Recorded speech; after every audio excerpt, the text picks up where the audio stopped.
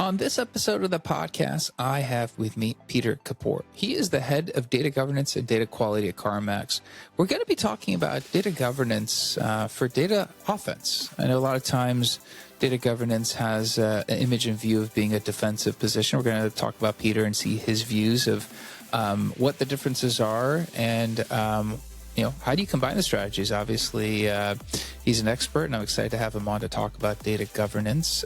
Peter, thanks for being on the show. All right, thanks so much for allowing me to discuss a topic I have a passion for over the years. Awesome. Let's start off at the top to get a little context of your background and who you are. Obviously, I'm sure people know what CarMax does, but just tell us what CarMax does as a business, and also what are some of the responsibilities you have at a high level as the head of data governance and data quality? So, as people know, CarMax revolutionized the car industry, and we've got an omni model in terms of how we sell cars. We have proprietary models, how we price cars, how we buy cars, and we have a totally differentiated model in terms of guarantee to our customers. My responsibility is to see how we can make data as an asset and drive the business. I look at it from the perspective of how do we drive better profitability, better customer experience, better associate experience with data. That's part of the responsibilities are also to do privacy, but that is as we'll talk further, that's a small component. That's the defense part of it. But I'm trying to change the mindset even here at CarMax is that how do we start thinking about data governance as an offensive weapon for the business. You got a good background on this. So if there's anyone that's going to talk to us about data governance, I'm glad it's you. And I do like the angle, right? I know a lot of times when we talk about data governance, we talk about even cybersecurity components. We're always talking about a defensive component, reactionary. I know you have some different views of how data governance can be used instead of being defensive, but maybe at just the highest level, just to make sure everyone understands the context. Talk to us about what you mean in terms of data governance and being either offensive or defensive. I divide data governance into defensive as in things that you're required to do from a regulatory or legal perspective, which is narrowly privacy, legal, cybersecurity. Anything beyond that is data offense because it's hitting your bottom line. You don't have to do it. For example, people think of data quality as defense. No. Yeah, good data quality is good, but you invest in it because it will save you money or it will make you money. That is not the case on the defense. And the reason I try to distinguish that is, as data governance started around 2008, et cetera, in the financial, it was all geared towards defense, right? The banks were falling apart. So it was all about the defense, regulations and all. And the whole perception of data governance kept being more, it's a top-down defensive mechanism to keep the regulators at bay. But as things evolved to data science, analytics, consumer-oriented, outside the financial, realize data governance has a lot of capabilities that enable analytics and data science. So the mindset really needs to start changing that there is a very important component of defense, privacy and legal and all. But that is something that is limited. And from a company perspective, if you do that 5 times better than the next person, you're not getting a price for it. Right? You need to meet your obligations there. But on the offense side is where that gets people excited to say, you're going to give me better data quality. You are going to make my data have meaning. I'll be able to discover my data better. I'll be able to know the lineage of my data. That's why I talk about capabilities to solve a problem. I look at it, if you don't have a problem, don't solve it. And a lot of times data governance comes across as a enterprise mechanism trying to find problems to solve because we have a framework. I look at it specifically to let me understand the problem, let me apply the data governance capabilities to it. That's why I very much, when I first go into companies, I try to tell people what my vision of data governance as an offensive enabler is, so that they're not looking at it as you're coming in as a cop or a regulator.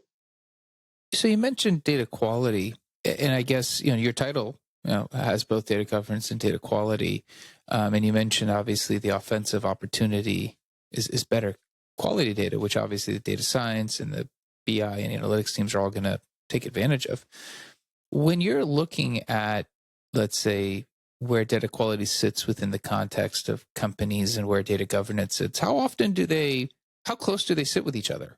What you've seen across, your experiences. More and more data quality is intricately part of the data governance. In the past, I've seen it where there's a data governance group and there's a data quality group separately.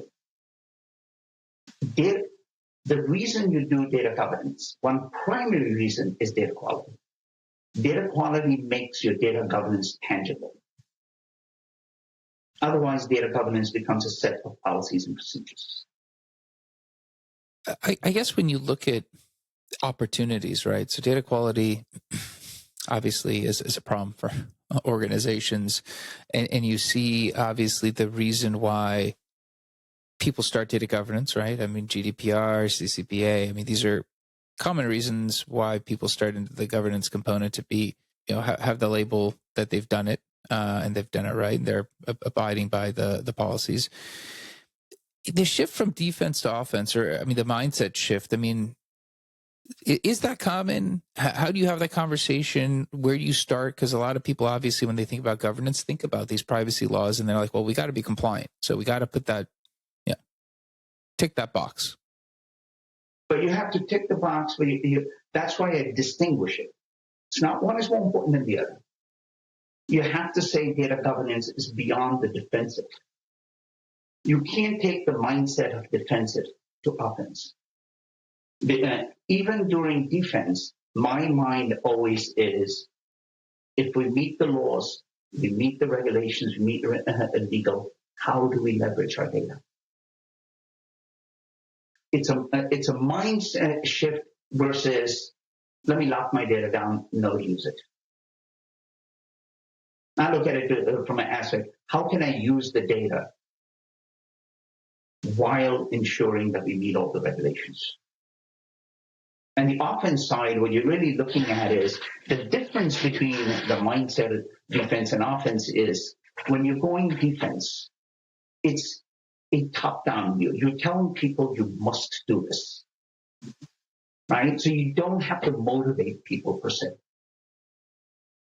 When you're actually going for offense, you actually have to motivate people that it's going to help. It's going to help them make money, save money, do their projects better, etc.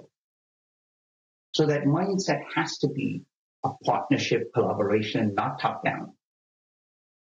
How do you solve their problem? You may use the same mechanism. It's a mindset to understand. You have to understand the problem. The defensive part of it, sometimes you're not fully understanding it because you say, okay, I've got a framework, I'm going to use it. Is this an enterprise only problem? Is this something that smaller businesses should be focused on as a startup software company? I mean, what size business needs to tackle this? Obviously, a lot of people are tackling the defensive side from what you've said, but when it comes to the offensive side, is this applied to everyone, different size companies? Is it reserved for larger companies that are having other issues that obviously this will help them with? No, I don't think so.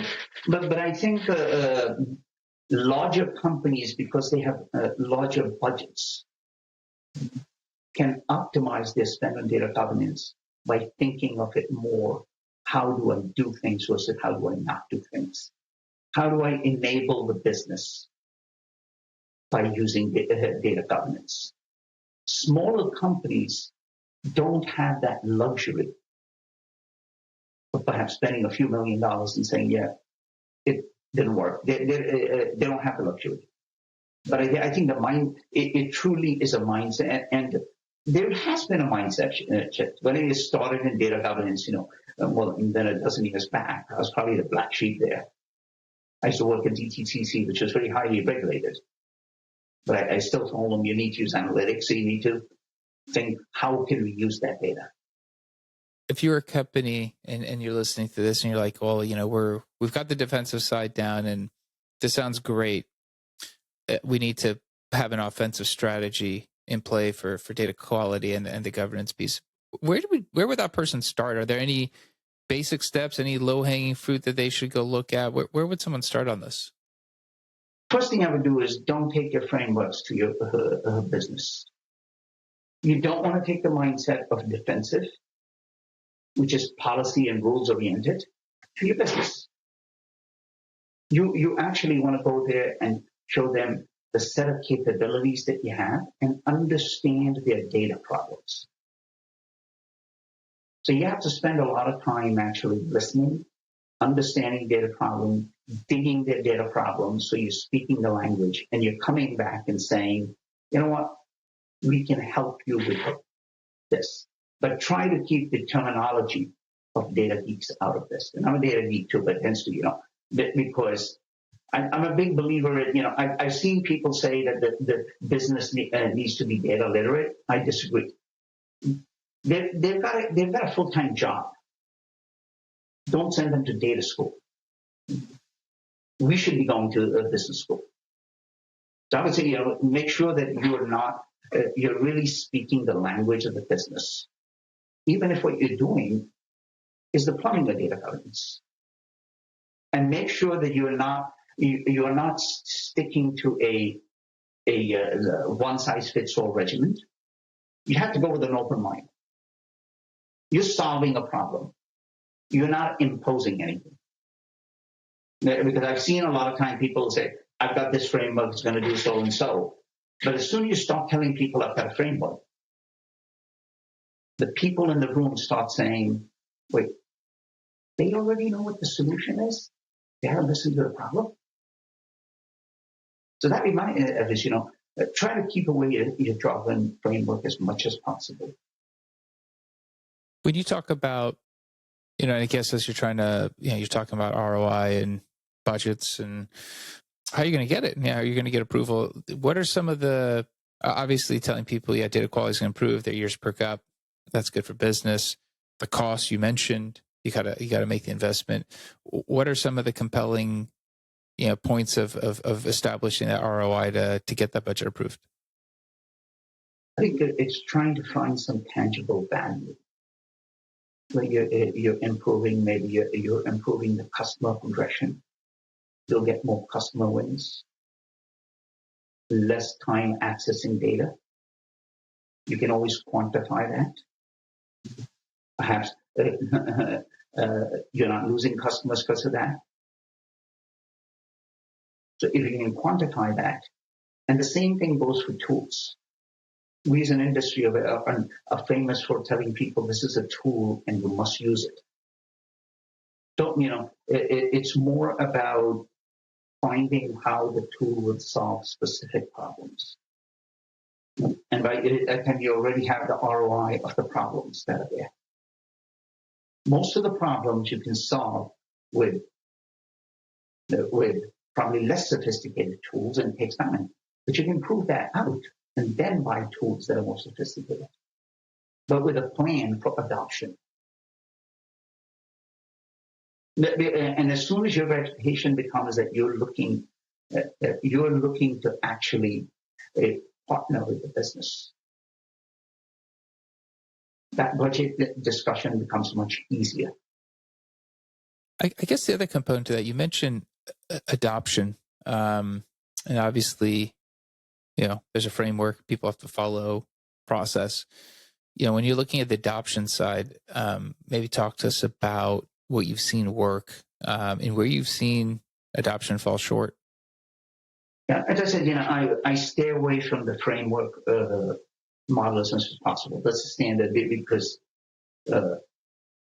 sometimes it comes across one size fits all. So what it generally done is from adoption of tools, processes. If it's beneficial to the business, they will adopt it. If you're making it part of their normal process, they'll adopt it. If you make it easy for them to use, they'll adopt it. If you tell them you have to go here and get 2 days worth of training, they won't. It's got to be natural. And I always look at it. To me, if I look at it's, I should be able to go in the morning. I should be able to look at my data issues because that's going to help me. So therefore, I will use the tool. I'm going to find something. I'll use the tool. Not because there's a process to say you must use a password. And there is also ways to design tools such that they are personalized. The personalization of tools is important. When I mean personalization of roles, the data that I need, what does it mean to me? At the end of it, you got to keep that old Seinfeld thing, it's not about me, it's about you. I like that. I guess when you're looking at that mindset shift and, you're trying to, put in processes in place. Obviously, you mentioned, benefiting the data science, the analytics teams. Kind of touch on, that relationship and the partnership with the people that actually are consuming the data to, produce what they need to do. You have to look at everybody as data citizens and as equal participants in data governance, which means that the consumers in data science, business reports, they're active participants in saying, what do we need? How do we need it? How can data governance, how can data access give us better data faster? And you have to really listen to them because data quality is in the eye of the consumer. Because if you don't get good data, your data science models will not give the right output. You'll not be able to run the right analytics, or you don't have their access to data. So that's where a lot of things you have to focus. So that's why these days data governance is actually embedded in analytics. There are fewer firms that are having it as an enterprise, as a overall enterprise data governance. Do you have any advice, for somebody who's new to trying to implement the data offensive strategy? Any advice of, what step one is? I know you kind of gave us some ideas of low hanging fruit, but I think people always, it's starting things are hard. But I mean, you don't maybe need a formal data governance person, maybe within the analytics team or the data team. They could see an opportunity to put in some principles. What do you think would be good advice for that kind of person? I think the one thing would be try to solve a problem. Find the problems that data governance can solve. Don't look at it as a framework that you're going to take, which means understanding the business problems and digging into it and saying, yeah, that helps you build credibility with the business. And also really think outside the box. If you're going to solve a problem, you cannot always look at frameworks. You have to think about what's the problem, how am I going to solve it? But a lot of times I get in there and say, hey, I find, wait a minute, now we need to look at it differently. And there's nothing wrong with that. Because otherwise what ends up happening is you're taking a solution that's not really fitting the problem. It's a problem a lot of companies are facing, and I think you gave some pretty good actionable steps and some of the reasons of why. Obviously, moving into the data offensive side of governance is going to help companies not only just compliance, but actually adding value and providing a different type of ROI. So I appreciate you coming on, sharing. If somebody wants to reach out to you and pick your brain on the subject, because you got a great background with it, how would somebody get a hold of you? Sure. I mean, they can reach me through LinkedIn, or they can get my email, peter.kapoor@gmail.com. I'm always happy to share thoughts, mentor anybody. Be happy to do that. I think data and data governance is very exciting, especially if you look at it as innovative, enabling, and data offense. Absolutely. We'll definitely include that in the show notes to make sure anyone can get a hold of you. But thank you for coming on. Thank you for sharing. I appreciate your time. Thank you.